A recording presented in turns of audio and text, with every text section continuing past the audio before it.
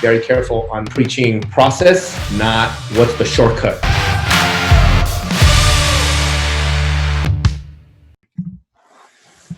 Tony Sandoval, owner of Coach Sando Training. Thank you for joining me today.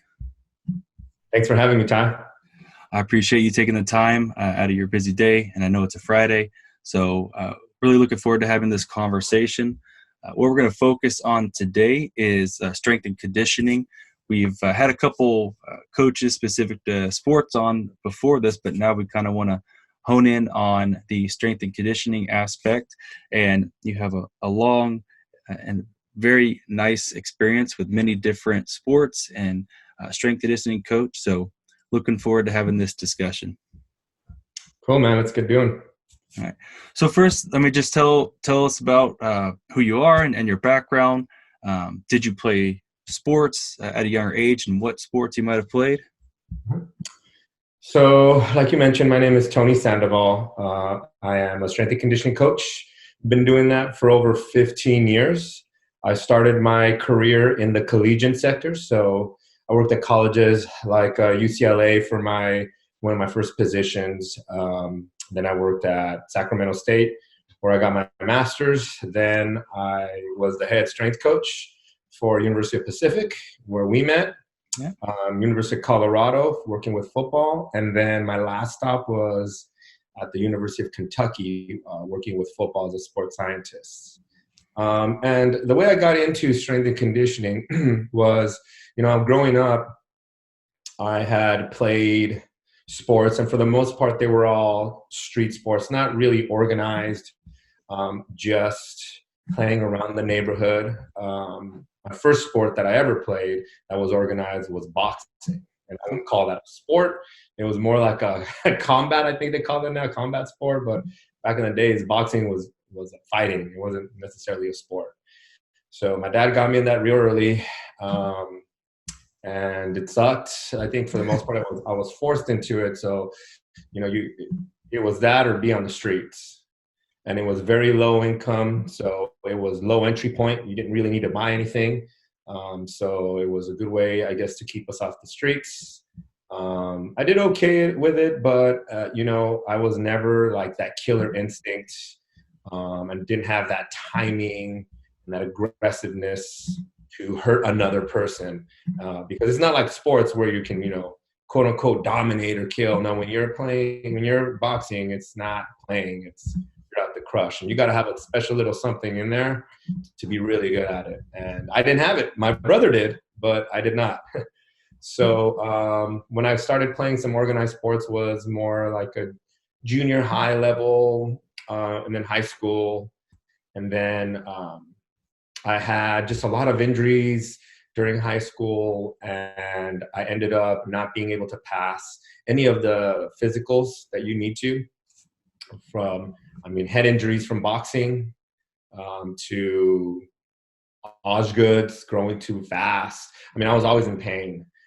So I had to stop playing sports, but still loved coaching or wanted to still be involved. And so I started coaching right around 16 years old, coaching one of my younger brother's flag football teams. Okay. I played, enough to understand plays. I, started coaching basketball because I played a little bit and learned and bought books on how to coach basketball, track and field. I was always self-taught, but I always knew I like building something. And I loved, I got almost addicted to not necessarily the winning, but the preparation, the practice. And to be honest, I think a lot of coaches would say, you have to have horrible parents to really know if you're a good coach to handle them.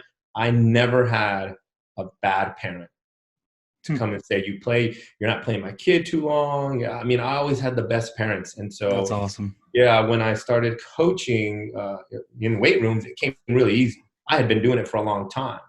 So I just took what I had learned since I was 15, 16 and just started sharpening the sword and applying my skills more with a theoretical background and some principles about coaching. And the X's and O's of weight training, that was easy to learn.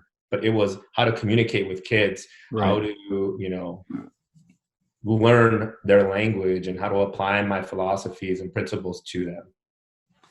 That's awesome. That's that path is something that is unique, and it's like your own path. Yeah. And those experiences, starting with like just your younger brother coaching. I wish my younger brother would have listened to me. He just took what I did and made it his own and did it better because he had more raw talent. But maybe he was listening, but he didn't have to take too much instruction. He'd hear it, and then he'd do it, and then he'd be on his own. Yeah, that was my younger brother too. Yeah. So what was your transition into strength training, and that's at the point where you started making that like your career and working with collegiate athletes. What got you to that point of saying, hey, like I want to be with the collegiate athletes, training them, and what was that kind of process like to get there? So it was brutal.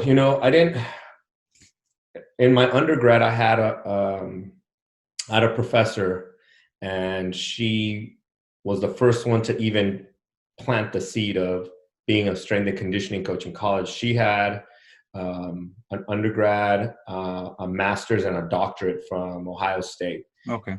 She said, we did a lot of work with the strength and conditioning staff. Have you ever heard of that? And I went, no, I didn't. I thought I was going to be working for Gatorade and doing some type of performance. I didn't know, it's since I was the first one to go to college in my family, I didn't know how to research any of these things. All I know is I wanted to coach, and I thought being in a lab was the best way to coach athletes. And she said, no, you're not a lab guy.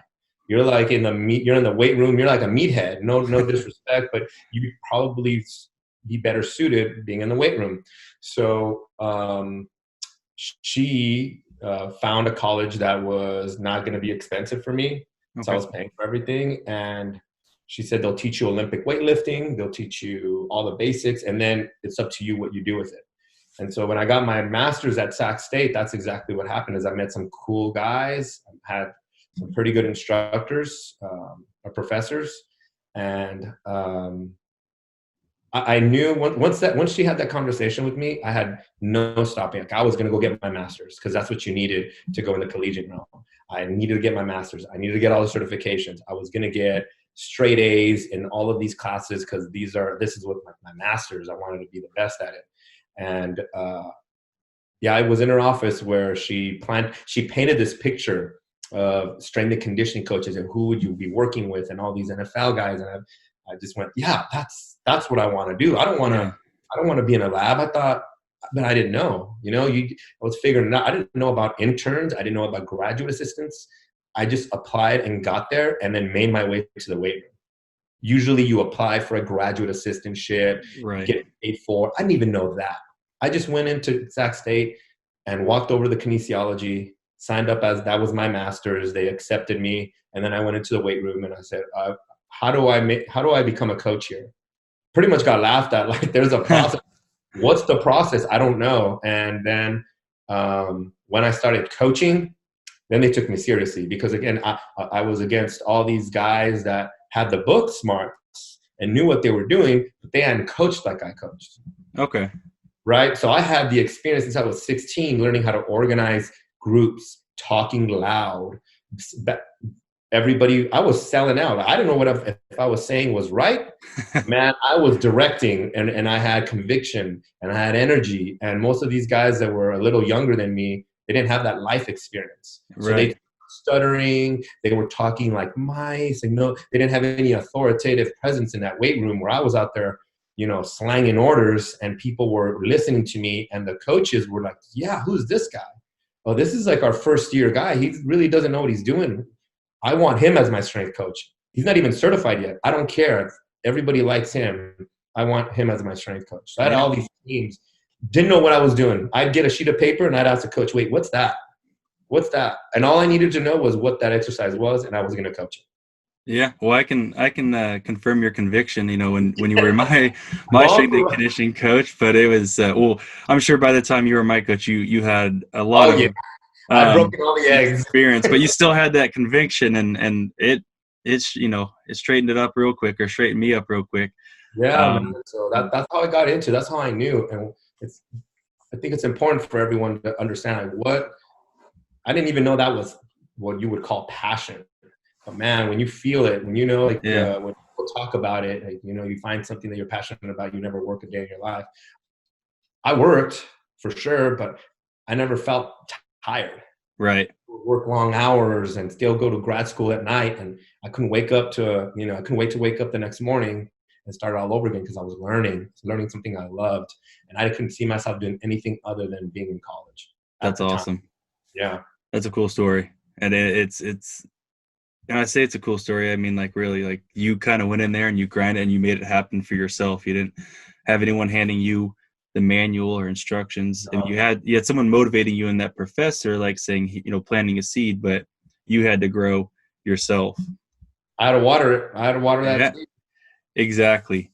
In that time, and still talking about, your past and to getting to where you are today as a strength and conditioning coach. Was there a memorable coach during that time that had an impact? What were the kind of the aspects of that coach that taught you and made you, aside from the professor you talked about here, Mm-hmm. just opened your eyes more to the opportunity?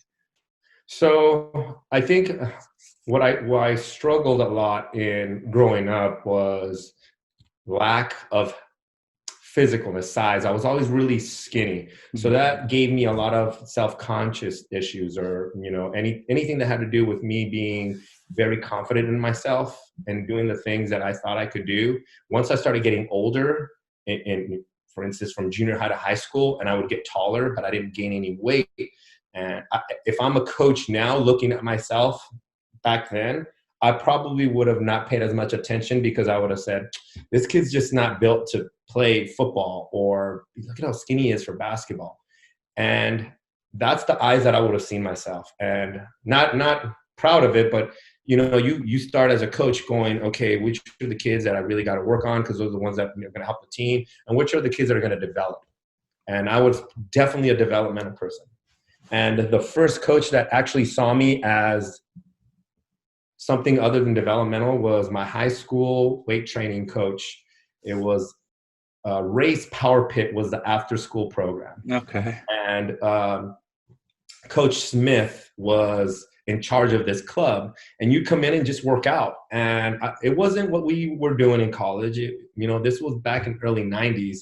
A power clean was still something that not a lot of people knew how to do in that area. I mean, I'm sure that the Olympic sports were big in, Midwest, East, Southern, but in California, there wasn't a lot of people getting after it like that, not especially in my high school.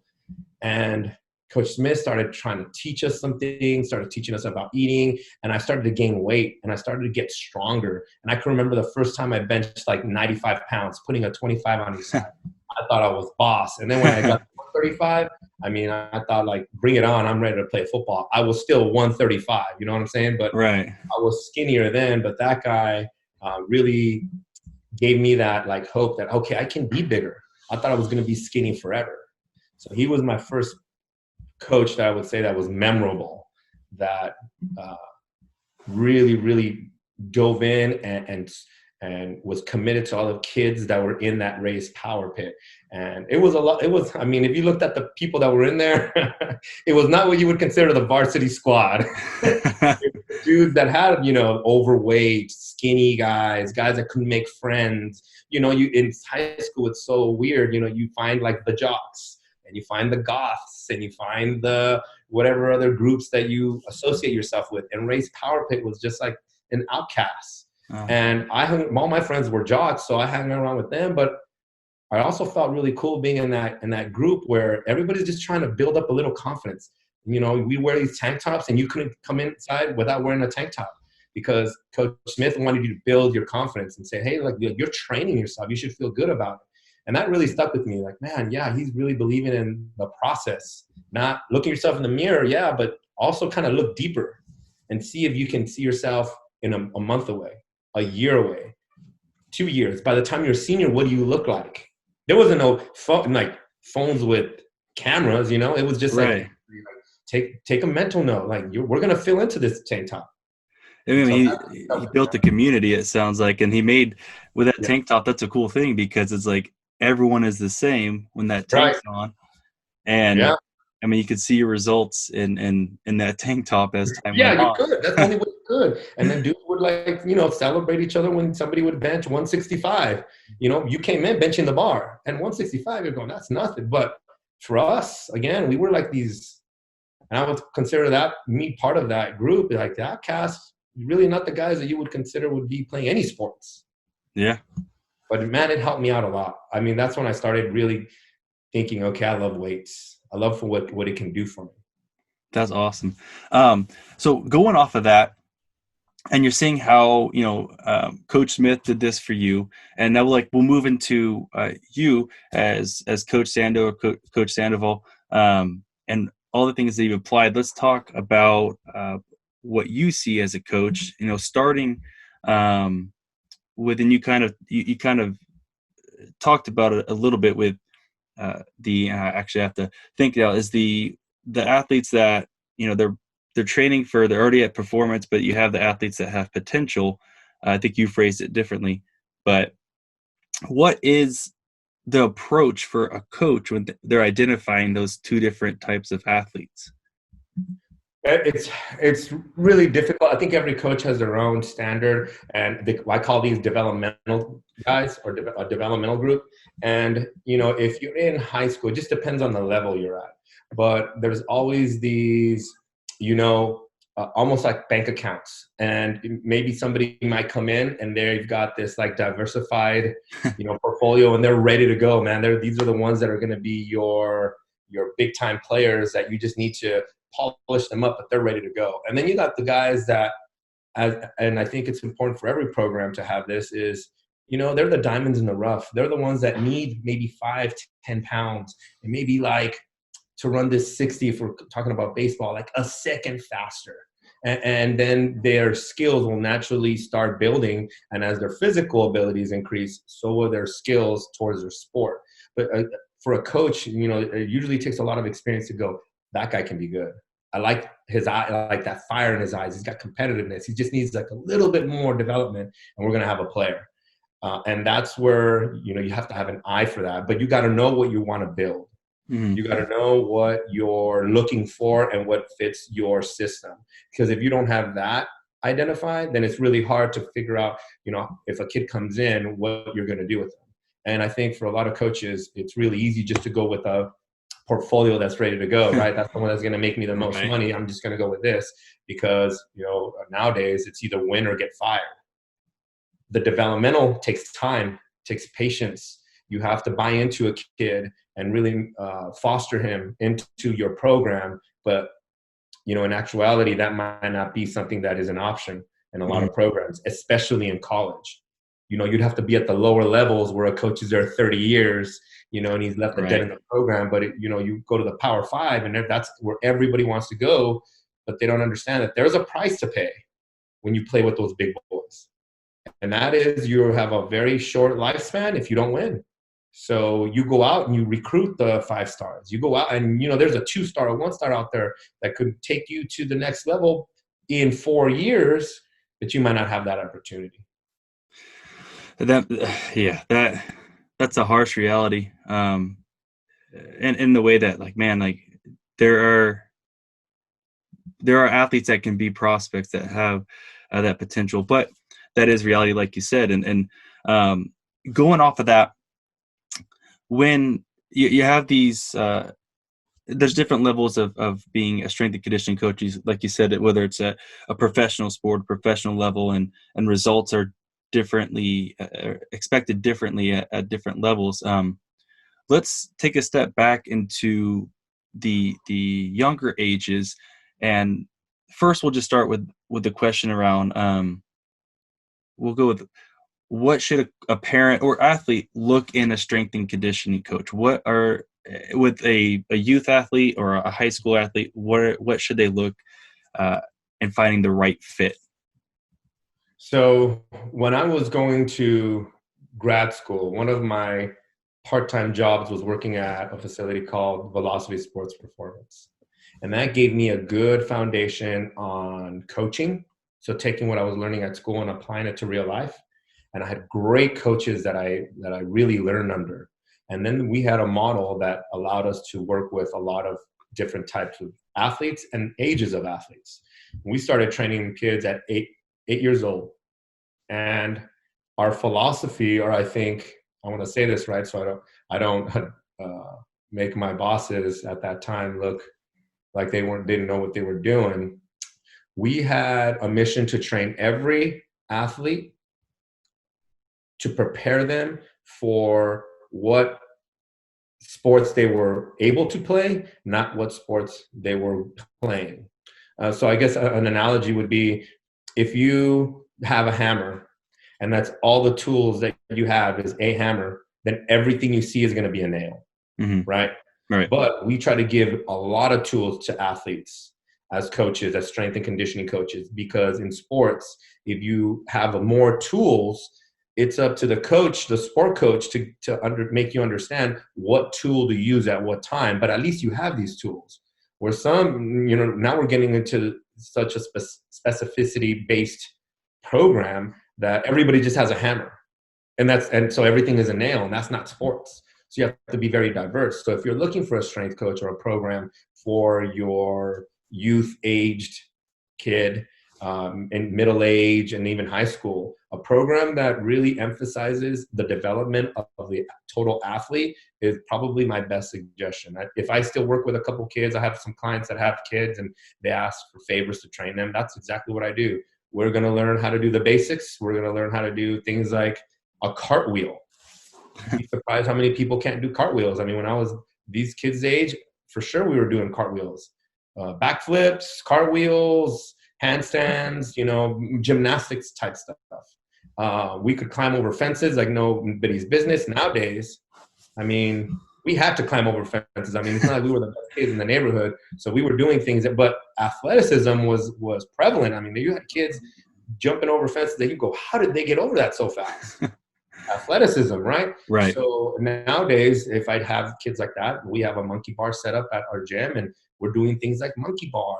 And a lot of kids can't even do monkey bars. They can't go across. They lose grip. They don't have the strength. They don't have the coordination, the rhythm to follow like their pendulum, the movement of their body. Oh, it's the level of athleticism has gone down. Although a lot of people in the upper ranks would say, well, we're faster now. We are more explosive. That's developing, but there's no base of foundation, I think, in my opinion, to really harness all of that. So although we're getting bigger, faster, stronger, but since we're so specific, that's why there's more injuries. And people are always trying to figure out, why is there more injuries now when we're bigger, faster, stronger, and more knowledgeable? Okay, so we're more knowledgeable into why we tear a hamstring, but the hamstrings are still tearing. Yeah. So pigeonholing training, basically, from the get-go. When you were younger, I mean, there's only so much things you can do within a sport when you're growing up. I get it. Like a 6'5" lineman in high school is not going to be able to play soccer. Right. You know what? When I was growing up, if you were a lineman that big, you were a heavyweight wrestler, right? Because a lot of those skills would transfer over. Coach would make you do wrestling, and it didn't go into football. It was football, then wrestling, and then guess what you did instead of baseball? If you track were and field, right? Track and field. Yep. Shot put, yeah. Discus. But now you're throwing momentum. Now you're learning how to use your hips. You're getting the concept of rhythm and propulsion. I mean, there's all sorts of things. Nowadays, when you're a lineman, you're a lineman.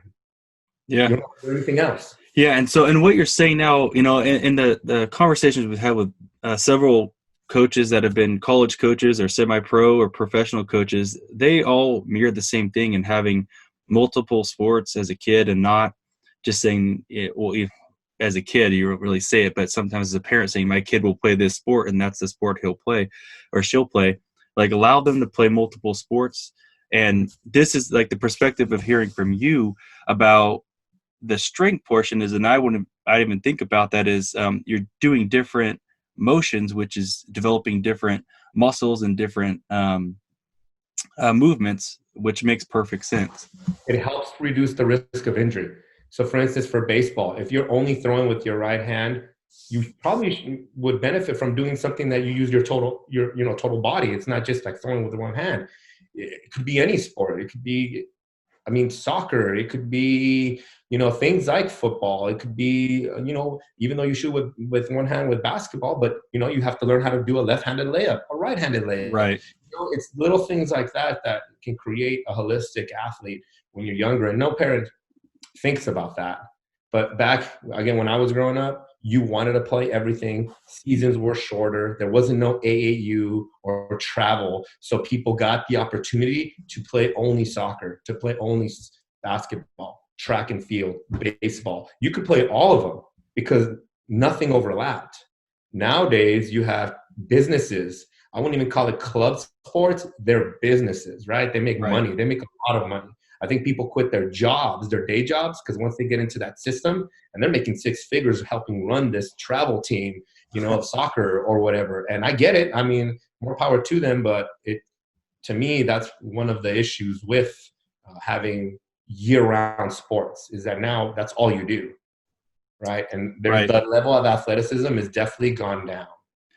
And I agree with that. And I think I was right at the cusp of when stuff started transitioning into more travel sport specific. I lived in a little town that it wasn't relevant there yet. So I played football or soccer. I did both actually. In the fall, I did my basketball season, and then I did baseball, and that kind of saw its way through the summertime. But I did both, and I enjoyed every sport. And I probably, as I mentioned on all these podcasts, I played baseball through college, but if you were to ask my mom what she enjoyed watching me play the most to this day, she'll tell you basketball. She won't, baseball was my sport, but she'll say, I actually watched, I liked watching Ty better in basketball.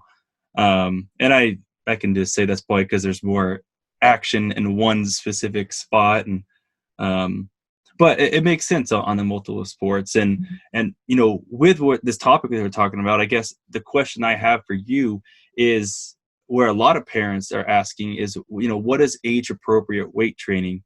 What age ranges should they expect? When do they start? You talk about kids just developing the basics now. Give me insight on age appropriate weight training and what a parent should expect. So I think most places, according to the research, and I think just being able to have a little bit of maturity to be able to take in instruction and understand discipline, a lot of people will say 8 years old is a great place to start. Not only because physiologically they'll be able to do some things in sports performance facility, but just overall, I think in a more social setting at 8 years old, you'll be able to fall in line. You'll be able to really get the benefits of a coach because you understand how to pay attention. Okay. Right? So in that aspect, 8 years old is a great time to really start getting into coaching or getting into a sports performance facility. Now, what they do, I think, since there is a lot of research and there are some certifications that make coaches be able to be specialized in youth training, a lot of them, what they do is do something that's called a long-term development program. And within these long-term development programs, they really emphasize on movement quality. So what can you do with your body weight? They'll emphasize on things like tumbling. They'll emphasize things on let's learn how to run. So running mechanics, change of direction mechanics. So they'll emphasize movement first, and then they transition over to weight training. And in the weight training, they'll teach kids how to set positions properly. They'll teach them the etiquette of a weight room. And then when we're talking about weights, it starts with body weight, and then it works its way up to exercises that we can load where it's very controlled.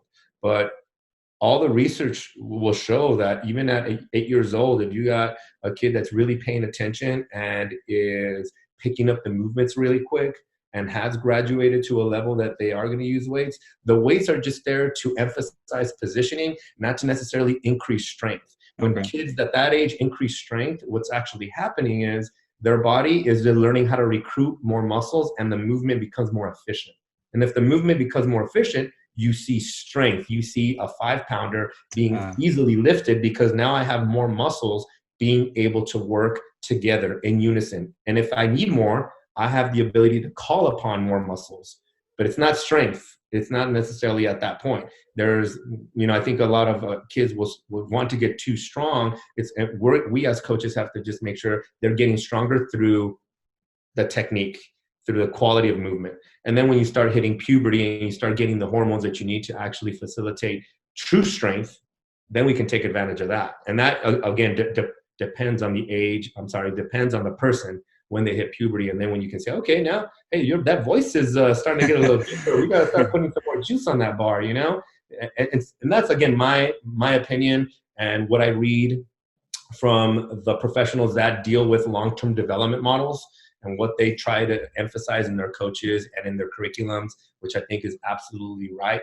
But then you also have, and it's tricky because when you go to sports performance facilities, parents want the flashy. They want all the bells and whistles. So then coaches are put into this pressure situation where if I go too basic and the kids aren't sweating, they now fall into the trap in what is called perception-based training. They perceive that it's easy and not worth my money because my kid's not throwing up or sweating. So this isn't worth it. We had that at Velocity for a while too. And then my boss really got after our parents about that. You go somewhere else where they're going to just thrash them and then push them, make them push sleds, throw up, be really sore. Here we like to teach. Here we like to make that connection and have a good experience with the weight room so that this can be a continued habit and not something that they hated and dreaded. There's not a lot of kids that have fun throwing up or being extremely sore. So we have to do a great job on making this a life habit, something that is a lifestyle, something that they understand is part of their sport, not a punishment. I just learned something new. So that helped me. I mean, I have my daughter and she's years away from that, but it is, and how it makes perfect sense though, and how you talk about technique, over just getting right into it. And, I didn't have, growing up in my sports, I didn't start weight training till high school. And even then I didn't have we didn't have a strength and conditioning coach at our college, at our high school. It was kind of just whatever I could see on the internet or read about. And maybe a guy in the gym who knew what he was doing would come over and say like, hey, and even then you hope he knows it, but I'm still a kid. I'm going to listen. Like a dude has muscles, right? He got those somehow. So, but that's the only way I could learn. So now, when we're talking about these programs and these academies are now here, that's important for a parent or even a kid or an athlete's listening to this to know where to start. Oh yeah. I mean, if you think about this in a global aspect or what happens in other countries, soccer is the dominant sport in the world besides the United States. And when you listen, used to go to conferences for soccer, when I trained the soccer team at UOP, a lot of the European coaches, they would recruit kids when they were younger, so 8 years old, 9 years old, and they throw them into these professional team academies. Right. So all these big name, Manchester United, they all have, their farm system, we're going to call it, because I think you'd be familiar with that farm system. They would talk about an 8-year-old not touching a soccer ball until he was around 12 years old. That's you got amazing. kids out here playing soccer at 6, yeah, 5, in a little net. Over there, what they identify as athleticism, determination, coordination, speed, natural speed, aggressiveness. And what they do is they harness all of those in an academy that is based on principles of tumbling. So I would say for your daughter, you want to get her, I won't say, get after gymnastics and go through that route. But you know what? Tumbling is going to teach her a lot about her body, awareness, natural strength that she has to do to be able to do all these climbs and stands and, all these calisthenics. Those are amazing. They base their whole program off of that. All types of proprioceptive exercises, balance, sliding. And you saw these videos of these kids and you're going, they're training for American Ninja Warrior. But the coach was going, this is what makes true athleticism. That way, when we throw a soccer ball in the mix, it's easy for us to teach those skills when now the foundation is so wide that they can do backflips and they can do front flips and they can slide and they know proper speed mechanics. It's easy to throw in the motor skills needed in soccer. People think you've been playing since this age and this and you look at the kids, Brazil, poverty area, they play all these different types of soccer, but at the end of the day, they're still doing some natural development of just running and playing tag, and the Europeans just have systemized it. Yeah. Right. They packaged it into something that is quantifiable, that they can produce, again, development, and they can produce all of their prospects. So their professionals come within their system. They don't have to go and sign someone. No, they develop you from 8 years old till you're 18. They know what they're getting. Yeah. I mean, It's amazing. And I just look at that and I go, no wonder they're so much better than us in soccer than we are, as far as the men's, right? Women's, right. but men's, oh my God, because they build machines out there. Yeah. And I mean, even with all that, you talk about what they're building, talk about the patience that they're building as well in these athletes, because to not touch a soccer ball for that many years, like, I don't know. You couldn't believe. Yeah, that's amazing. And to try to, right now in time, like if you were to tell a parent, don't touch a soccer ball for 4 years, it'd be like, what are they learning? Right. No, it was over there. They said, we don't want you to be the best at 13. That does us no good. That doesn't make us any money. You're going to be your best when you're 21. Yeah. Yeah. So we have this projected timeline, and these are the things that you're going to do until you get there. You're going, wow, what a thought out program. Right. I'm going to take a pause here. Yeah. I want to make sure I'll edit this out, but what are you on time? Because I know I put an hour here. Yeah, we got a couple more minutes. It's fine. Do we got like 15 at all or no? Yeah. Okay. I'll try to help you out as much as I can, Ty. I appreciate the questions, man. I appreciate it. Again, I'll just edit this out. I'll pause here for a minute and go to the next question. Mm-hmm. So let's talk about with strength training, during this process of these young athletes learning technique, learning how to get stronger. What are some big don'ts or bad advice that you may have to correct when athletes come to you, or that you've seen in your time as a strength and conditioning coach that parents should be aware of? I think any program that is chasing numbers and thinking that looks good for their huddle film, and to squat a certain amount of weight to make that your overall goal, is definitely the biggest red flag of any collegiate strength and conditioning coach. It doesn't impress us that you're 17 years old and you're squatting X amount of weight, but your technique is god awful, because the only thing that will tell the coach is, we might not want to recruit this, because if this kid's been doing this for this long, I guarantee you he's injured. And his miles are going to be high. So by the time he's a freshman in our program, what does he have left before he gets hurt? Like, you're trying to prepare yourself for the next level in college, and it's really easy just to say, we need to get stronger, we need to get bigger. I still have kids that are doing that. These are 5-star athletes, football players. I don't work with them anymore, but parents in the area, they've known me and they ask for my help. These guys are already signed to big time colleges. What do I do with them? Let's mobilize. Let's familiarize with technique. You have plenty of time to squat 500 pounds. Not on my clock. Yeah. I'm going to make sure that you do it safely. I'm going to make sure that you can be disciplined in the weight room and you understand the progressions of what you're doing. Patience. Those are the skills that are going to help you at the next level. If you're good at your sport, you're good at your sport. You got notice. You're already a 5-star. Yeah. Squatting that much is not necessarily going to be the end all be all. You'll get stronger when you get older, when you're at that place, when you're at the Clemsons and you're at the Alabamas. They have the resources for football to get you where you need to be. Our job at that age is to make sure that the technique is great, and that as a person, you're developing into something that's coachable. It's the last thing you want is to send a kid out there that's just a jerk. And, oh, my strength coach said this, and my strength coach said that I need to be doing this. That's not what you want to send out there. So red flag for me, people that chase weights instead of chasing the discipline of what you're trying to do and the technique that is required, right? It Right. takes a lot of discipline to chase technique instead of numbers. Right. Uh, with this is gonna be another question similar to how we talk about, parents want to know transitioning into age of weight training. Another aspect of that is, and there's so many out there right now, is supplements. What age should supplements be introduced? And even when they are introduced, what do you look out for to make sure it's not something polluting your body? Right.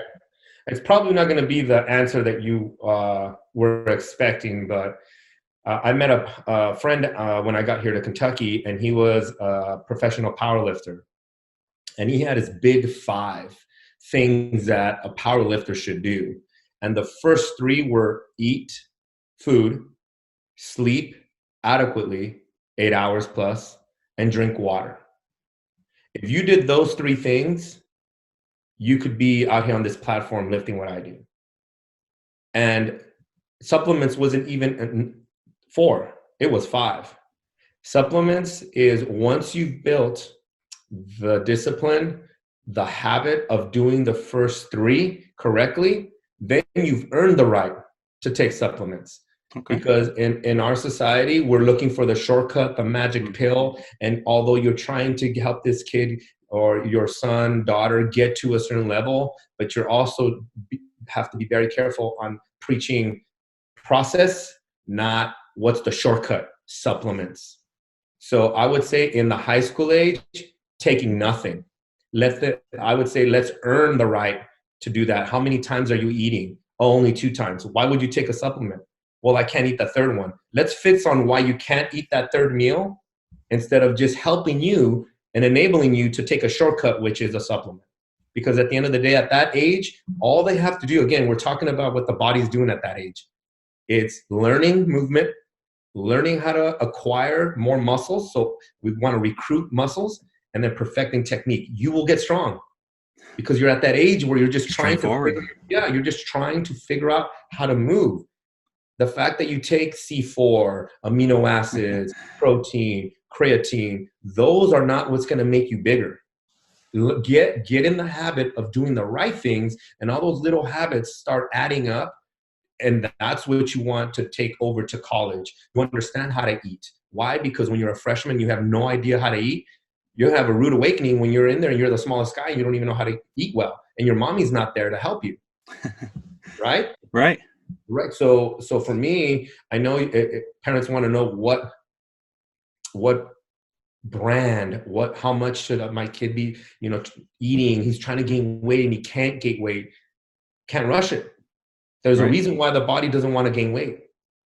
So how do you, and going off of that, and that's very straightforward. And I like that top 5, you talk about eating, and I know this can be probably a bigger question, but what is the basis of eating right? A kid goes into, he's a freshman in college, and, I got this great cafeteria available to me now. And it may be different for, there's the Power 5. I'm sure they have an incredible amount of resources and nutrition, as opposed to someone who's in JUCO or D2 or a lower D1. But what is the best approach to eating right and understanding? So we try to keep it simple. Breakfast, lunch, dinner. And I'll work off of that. I've been doing this for a long time, where I used to in college. The amount of kids that eat breakfast is astonishing. Maybe 20%. Maybe. Wow. I would say I am even probably making that number just so that I don't throw people under the bus. But, so I want to keep a little bit of a good face. But when I was especially in football, that have the most resources, right, at universities, kids don't wake up to eat breakfast, or they're used to not eating breakfast from just the bad habits that they built up in high school, right? So you wake up, you eat whatever you can, and then you go to school. Sometimes it's nothing, and then you just wait till lunchtime. That's 12 o'clock. So whenever you woke up, you have no type of energy for your brain until noon. And then so that becomes a habit. So now your stomach isn't even used to consuming any type of food until noon. kids have been doing the intermittent fasting before it was called intermittent fasting, right? You know what I'm saying? Like that's been around for a long time. People just market it now, but I'm sure athletes, especially the ones that wake up late, they've been doing that for years, Yeah, years, that's years. funny. So for me, when I was in charge of freshmen all the time. Hmm. Breakfast. And the faces that I would get, and they'd be half asleep. You got to eat this huge meal. Oh, I don't like eating breakfast. And then I have to be hard on them and say, at no point did I ask you what you liked, what your dreams and aspirations. This is just breakfast that you're going to eat.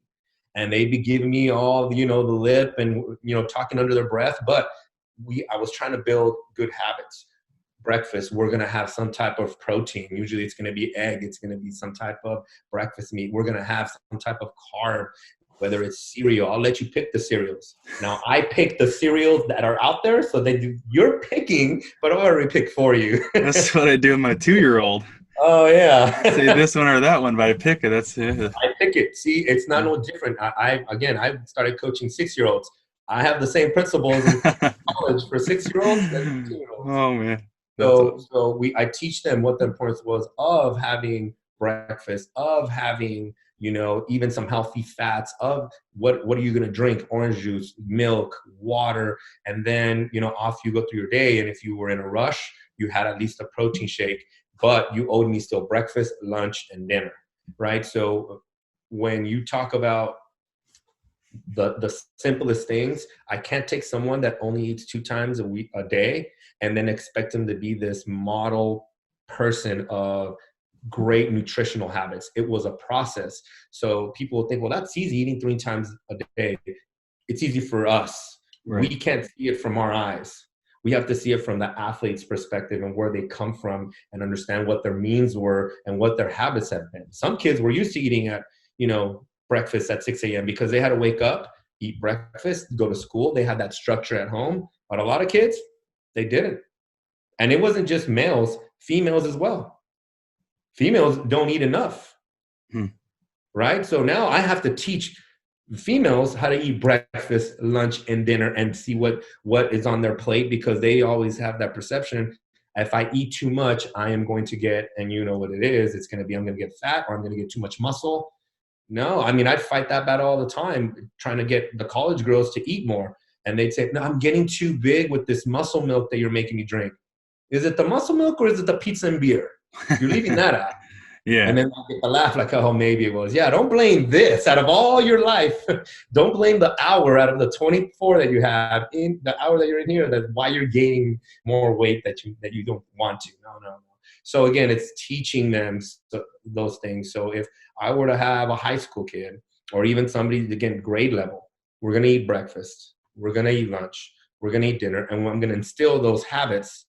And then as they earn the right, and I would say even till high school, then college, that's when you're in that program where you have a nutrition person feeding you the right type of protein. It's NC2A regulated. You don't have to worry about all that. But in high school, you're in high school. Just get down the basics, just like Yeah. weight. No, and that's what I mean. Through this whole conversation we're having, it's really the core of all of this is this basics, and from eating to training. I mean, who would have thought just something so simple as eating breakfast is a starting point? And I guess like you're saying, I probably was at 20% because I loved breakfast probably more than the other 2 meals. Yeah. But it's still, my wife was cross country track and field in college, and she never ate breakfast. No, I'm And not lying. you're not lying, and it's something that, if I had to mirror some of the things, like I could understand the things she would look at as like, as a runner, I need to stay a certain shape. So Right. I'll eliminate my meals. And that's the first starting point. And, if she hears this or listens to this, she may come back and say, you're wrong. I did eat, but I think from what I told her, what she's told me, that, that was part of the process. And not that I was perfect. I think I missed lunch a lot because of class, and then Right. practice would start at 1, Mhm. and you'd have practice for 4 hours, and you'd eat like a protein bar, maybe in Right. between, which it should have been better coordinated. As we're coming to the tail, I got just a few more questions. One I want to touch a little bit, and we'll get to this after this last question I have here, is around your specialty area here with equestrian. But before that, I had one more question that we don't have to spend too much time on, but there is a growing with strength and conditioning now with branded fitness regimens, branded without not trying to be negative towards certain branded workout routines that are now prevalent. I'm just going to use the name because so you look at like a CrossFit, which makes it extremely awesome athletes. But taking something like CrossFit, and I apologize if I offend anyone out there that has youth in CrossFit. But I think, well, I'll let you answer this, but some of those that I see with youth in there, they're at least establishing the basis of lifting, which is great. How was something like CrossFit applicable to sport-specific training? When I say sport-specific, I know CrossFit may be considered a sport, but sport as in like someone that wants to play football or baseball or soccer or volleyball. I think what CrossFit has done, or any type of branded training regimens, is they've shifted a lot of their focuses on what they want their athletes to actually be like, because of the overuse injuries, because of the injuries just for inadequate technique. So coaches now are becoming very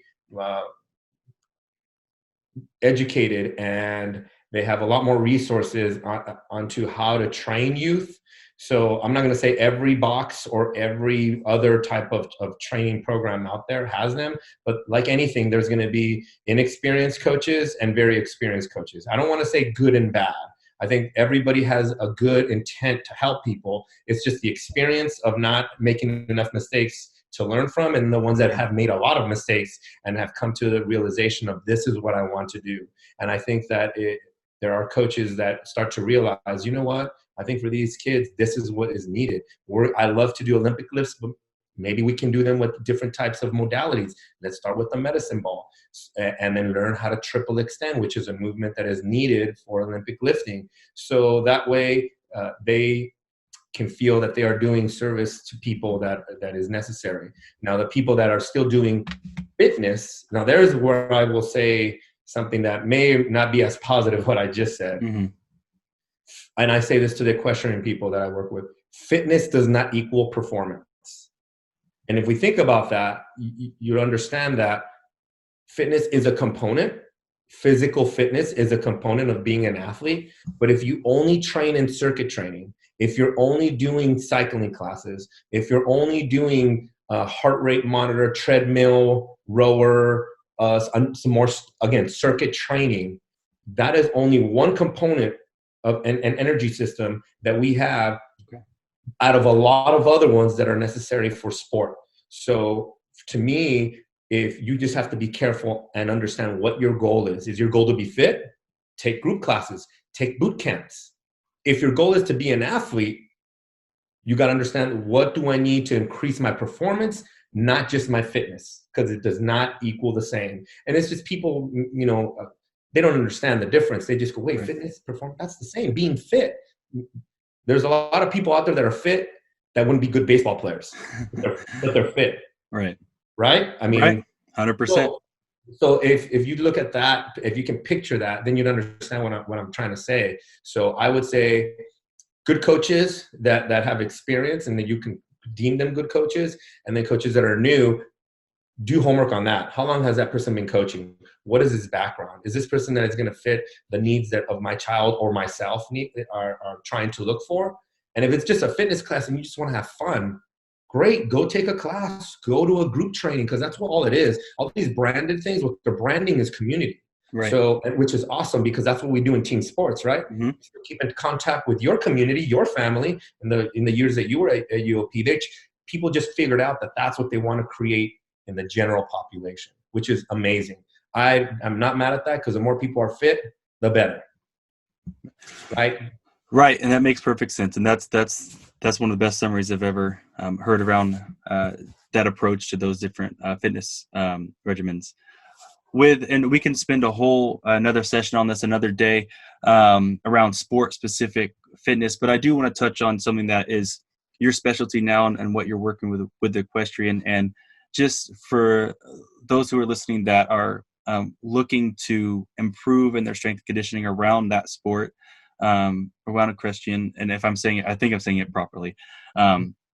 What are some of your top things in terms of how you approach strength and conditioning for that sport, and that the listeners should know? And then I'm gonna also, after you get this answer, we'll have a link to your Instagram, and I know you're doing a lot of specific videos right now around that training, so we'll add that in there so people can learn more. Yeah, that'd be great. So what I do with equestrian athletes, I get asked this a lot. And what I'm trying to do is start this movement where we're trying to redefine what is the equestrian athlete and redefine what equestrian performance is. I'm coming into a sport that I obviously had no experience, and just from being in the community, going to shows, understanding, making a needs analysis or a SWOT analysis, right? And going through a systematic way on understanding what their needs are, coming up with a program that I feel would be sport specific. But being in there, the sport specific that I thought they needed was not it. And when I started to ride myself, just because I wanted to feel what they felt, I started coming up with a system that just focused on, you're going to be shocked, the basics. The basics. So what I do now for equestrian athletes is improve their athleticism, timing, coordination, balance, understanding how gravity has an effect on them when they're in a saddle. I improve their strength, relative strength. So we're not out there doing PRs. We're out there trying to get stronger to lead us to my number one goal, and that's help prevent the risk of injury, which that sport is very high at, and to help get them out of pain.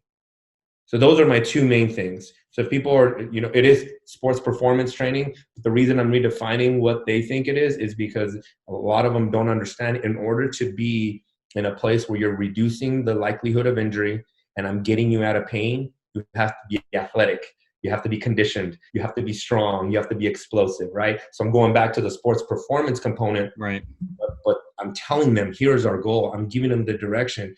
We're going to this place. If somebody's ever talking about me to someone else, this is what I do with Coach Sando. I'm not in pain. I feel really strong that if I fell off my horse, I'd be okay. And then I feel so much more confident because I'm stronger, fitter. There's that word, right? Fit. We are fit. We are conditioned. But it's not the only thing that we do. Very simple. Yeah. Very hard to do. Yeah. So, basics. Yeah, the basics. The basics, all right, man. Well, I appreciate it. What we're going to do, we always at the end of this have a quick speed round, and then we'll wrap this up. So I'm just going to ask you 3 questions. You can give me a short answer. You don't have to give me a long answer. But basically, first one, favorite athlete, role model growing up? Michael Jordan. All right. Seems that's 80s and 90s. Michael Jordan was a boss. I loved him. Yes, he is and was. So favorite moment in, let's say, weight training for you? Like, was there just this goal you were working towards and then you hit it, like a weight or something? And I know you talked about it's not important, the weights are in, but still, it's I never weights. I wasn't really the one that would chase numbers. And I know it's going to sound like I'm making this up, but it's more about the coaching. Like, I had great coaching moments, and younger in my career, I coached some inner city youth. Okay. And the greatest, I'll say, coaching moments at that time when it was really simple, and I didn't really know what I was doing because I still hadn't gotten into these programs where I got too sciencey, but it was just straight coaching. As I worked with an inner city elementary school, and they hired me because they were losing this inner city track and field meet to all the schools that had the most resources. They had the gate kids, which they were the advanced kids, and this school they had all the thugs. But the principal wanted to build their confidence, and she wanted to build their perspective on life, and they wanted to make sure that they were seen as winners, at least in something, because they're getting crushed in decathlon, those spelling bees, anything like that, they were always last. So that fired me up. I said, I'm competitive, and let's do it. And the greatest moment was when we went into that track and field meet, and we won first in every single race and every single the complete sweep, huh? Everything. We took every gold first place, and the whole unified school district that we were competing against was just going, what just happened? And I was like sitting there like a proud dad. Like everybody was just giving me their gold medals around my neck. I mean, I had a ton, and I didn't even know what to say, but you just had to believe in some kids that they could do the things that a lot of people didn't think that they could. And that's just being organized and having a coach that they believed in, like, we're going to win everything. And you could hear it in the stands. The parents were going, who trained these kids? Oh my God, awesome. They're like a college track and field team. Ty, I didn't know what I was doing. I didn't know what, but all I knew was we're going to do everything. If we were going to go wrong in the wrong direction, we were all going to go in the wrong direction. You know what I'm saying? Like, we were just. That's such a cool moment too, though. Like for you, because you gave them the basics, and then you built on that, and then it showed. Feel like when I go into that, my brother has his barbershop in that area, and kids now are grown up with kids themselves, that they have on their own. I'm sorry, they just have in general, and they'll go into my brother's barbershop and they'll say, man, I remember your brother. He was like the best coach. I remember that one day, and it was the track and field. And my brother will text me, man, do you remember this kid? I go, I sure do. Oh, man, living legend. He still can't forget all the gold medals that team won that day. He's like, it was one of the best days that I can remember in school. And that makes me feel good. And when you should. And I know that that moment, and I know we talked about it even before the pod, getting on the call here, but the experience that I had with you and many other people that came through University of Pacific, like we still remember moments, all different moments that you impacted us in a positive way. So, and a lot of us had, resources available. So I can imagine those that had zero resources and came out with, such a great accomplishment, like how good that must feel, and how much you impacted them, because they're still talking about it today. But no, so I really appreciate that, and I know people that you trained before appreciate that. Thank you very much. Last one is favorite professional sports moment that you got to watch. So a memorable game or match and time. We're gonna go back to Michael Jordan, NBA Finals. It was really cool because I had a lot of friends there with me, and I could just remember everybody. It was just, we were watching Michael Jordan's last game. We knew it, and to be an athlete like that, end it with that last game winner, and you were watching that, and everybody knew in that room, like, this is the last shot he's going to take ever, and everybody was just watching. And then when he made that last shot, we were just like, wow, that was history, dude. We just saw the greatest. That was it. And he came back later on, but that's the Jordan that I always remember as the last shot. So that was probably one of the best moments that I've ever watched. That's awesome. Well, Tony, I appreciate you taking time of your day to talk to me, to talk on the Making an Athlete podcast. For those listening out there, Tony's Instagram to go see more specific training is Coach Sando Training. So CoachSando Training. Go check him out on Instagram, especially all the equestrian folks out there. He has very specific training that you can learn from, and they can reach out as well, I'm sure. You mentioned earlier you do Zoom a lot. So do you do Zoom training? Or I have an app, and on the app I do online training. So I can pretty much send you your program, and then you video all of your exercises, and then I assess all of your videos, and then I give you feedback to make sure that you're doing things correctly. All right, perfect. Then what's the app name? You just I have to give you an invite to go download the app. So if you just go to www.coachsandotraining.com, you'll find a way to email me, and then we can have a conversation. I can send you that link. Perfect. Thank you again. I appreciate it. This has been awesome. I'm going to go get my daughter, my 2.5-year-old, learning the basics now. The basics, tumbling. Tumbling, and it's hard to make her. She eats breakfast. Yeah, exactly. Thanks, Tony. I appreciate it. You're welcome, Ty. All right. Thank you for listening to the Making an Athlete podcast. This podcast has been brought to you by our sponsor. Check us out at makinganathlete.com. Subscribe to our podcast on iTunes or on your favorite podcast platform. Be sure to catch our next episode.